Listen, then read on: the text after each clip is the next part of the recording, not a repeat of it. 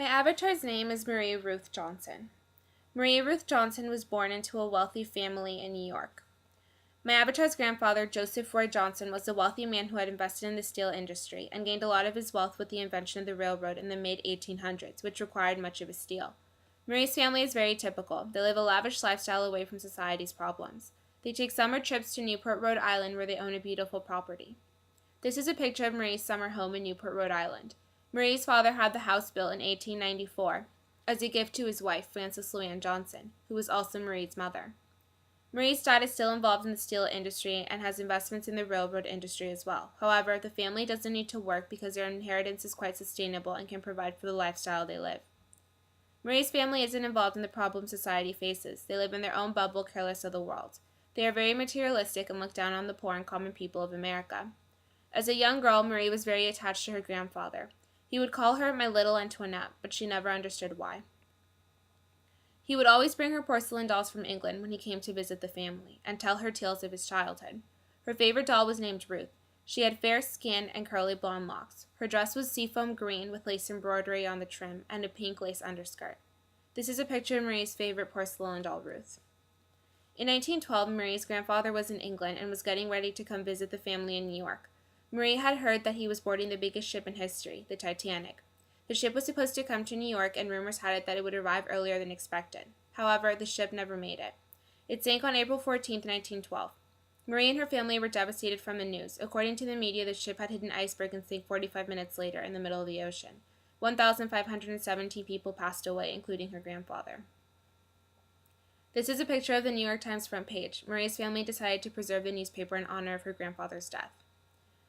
My avatar, Marie Ruth Johnson, is born into a comfortable, wealthy lifestyle. However, the reality of the majority of the people living in the United States was not as pretty as my avatar's. New York was bustling, and the issues occurring on the inside were not voiced or acknowledged.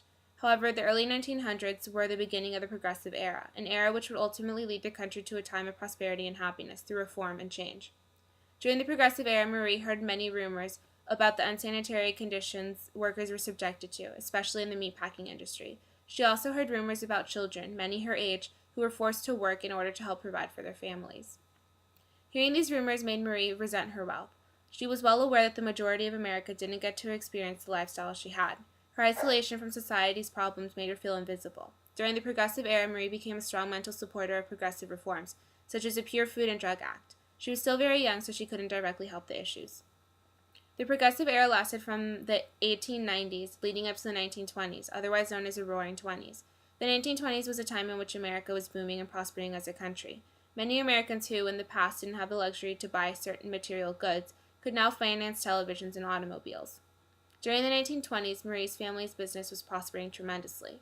Despite prohibition, which made alcohol illegal throughout the country, Marie engaged in social activities that involved liquor. She enjoyed the lavish lifestyle of the upper class by attending parties and indulging in her wealth. She also got a job as a nurse at the Bellevue Hospital Center, helping patients recover from surgery. This is a picture of the Bellevue Hospital Center, which was founded in 1736. It was the first hospital in the country to offer public care. For Marie's 27th birthday, she received a new Model A Ford, which replaced the older Model T.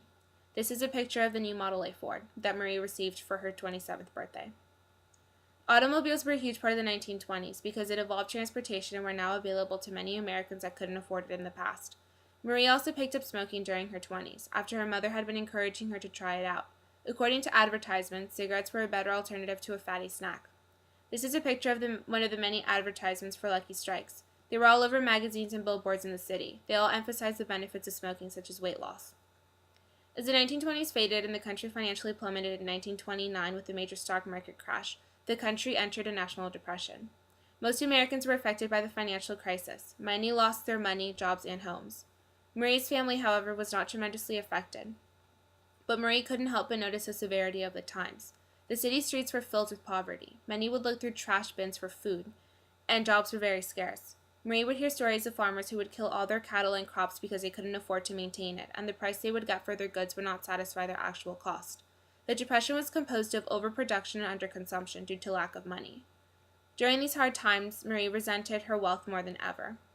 She was disgusted at the thought that she had a home with plenty of food, while the majority of America was homeless and hungry. During the 1940s, leading up to the 1950s, Marie continued working as a nurse at the Bellevue Hospital. Her life, for the most part, remained unchanged. However, in the 1950s, Marie's father was extremely sick, and the family business was at risk. There was no son to take over the business, and since Marie was the only child, she was the second best option. Her father didn't find that Marie was fit to run a company, being a woman and single. The family inheritance was also questionable, especially because Marie was not married. For many years, her parents had encouraged her to marry, and now that Marie was 55 years old, they were extremely disappointed in their daughter for not having a family or a husband. Marie didn't like the restrictions and expectations involving marriage. She enjoyed the freedom she had as a single woman and would let no man get in the way of that. However, she is still hopeful that one day she will find a man that respects her as a woman and a companion. Marie's turning point was in the 1960s, when she gets an unexpected visit from her best friend Lucy Dawson, who she had known since grade school. For the past couple of years, Lucy had been living in San Francisco. This is a picture of Lucy Dawson when she was 28 years old. The picture was taken in New York. Marie had heard rumors about San Francisco and its liberal ideals. During the visit, Lucy reveals to Marie that she is a lesbian, and the reason for her visit is because she lost her job due to her homosexuality. Initially, Marie is very taken back by Lucy's coming out and disagrees with her sexual orientation. Homosexuality had always been looked down upon. In fact, homosexuality was considered a medical illness. However, Marie's attitude towards homosexuality changes when she witnesses the oppression the LGBT community faces. One day, as Marie and Lucy are walking down the street, a group of people began to yell at Lucy, calling her a deviant and a degenerate.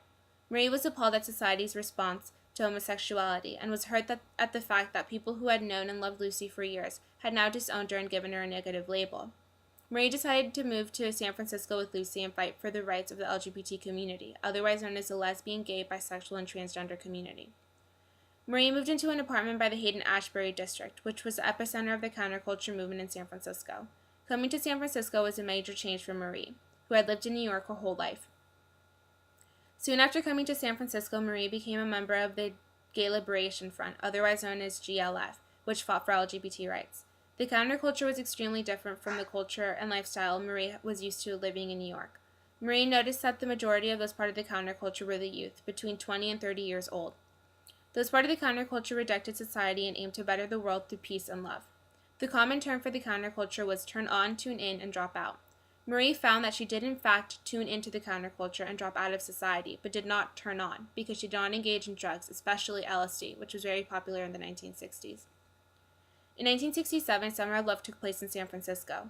Marie cherished that summer not only because it brought upon national awareness to the counterculture, but many traveled to San Francisco to be part of it. Marie met Joe at Summer of Love, who traveled all the way from Ohio to fight for LGBT rights.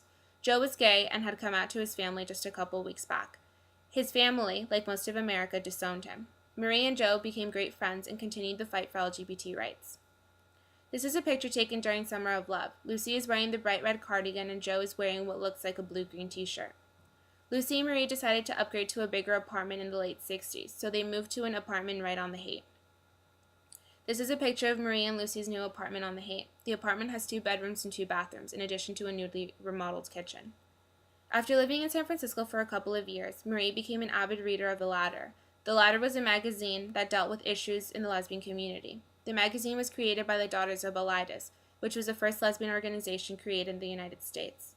This is a picture of an issue of The Ladder from 1956.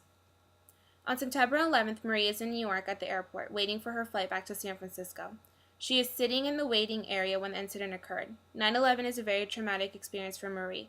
She is so shocked by the event that she finds herself in a trance, looking back on her life and reflecting on what she has lived. She begins to think about all those years she spent alone and is grateful to have met her husband, Leroy Lawrence, who happens to be Matt's avatar. Leroy and Marie met in 1998 at the Pride Festival in San Francisco. This is a picture of Pride 1998. The theme for Pride that year was Shakin' It Up. Leroy and Marie got married and had a wonderful honeymoon in the Bahamas. Although Marie finds their honeymoon location very tacky, she loves Leroy very much. He taught Marie that not all men are what she makes them out to be. He proved to Marie that a man can be understanding and respectful, and a faithful life partner. When we were initially assigned this avatar project, the first thing that came to mind was the 1920s and the Great Gatsby. I wanted my avatar to live in a lavish lifestyle during the 20s, and in order to do that, my avatar needed to come from a wealthy family. Despite the arrogance that followed wealth during the 1900s, I wanted my avatar to be aware of her wealth and recognize lower social classes. I also thought that playing with her conservative views and tying that into the counterculture in the LGBT community would make for a good contrast between the times. In all, I wanted my avatar to represent classic wealth and conservatism throughout the 1900s, but then be able to break away from her old views and embrace the new culture of the 1960s.